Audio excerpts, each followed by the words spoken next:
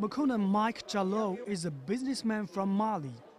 He has been living and doing business in Guangzhou for over 11 years.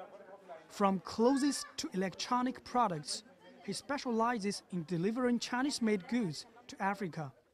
I lived here from 2003 up to now. I use Visa, I buy TV, I buy motorcycle, I send them to Africa, and my family or friends, they sell for me. After they send me money, I buy again, I send to them.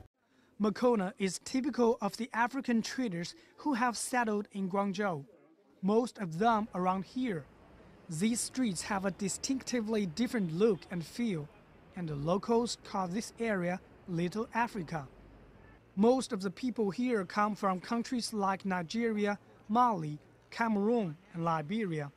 Nobody knows their exact number, but it's a controversial issue, with some local media putting the figure as high as 200,000.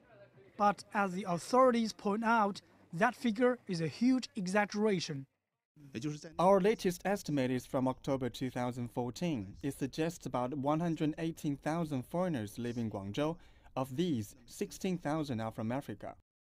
Professor Li Zhigang is a sociologist who studies the patterns of African migration to Guangzhou.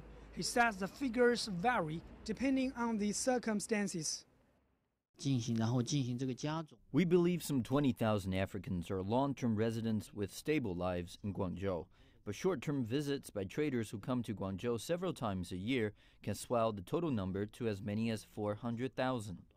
Professor Li also points out that whatever the real number is, the African presence in Guangzhou is growing.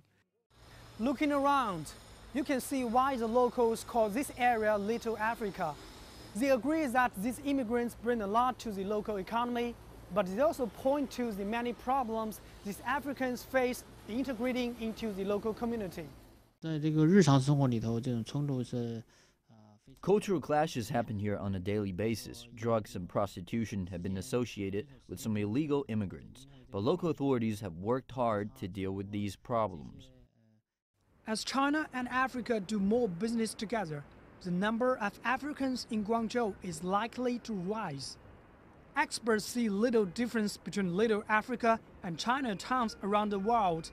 Their presence brings diversity and vitality to the city.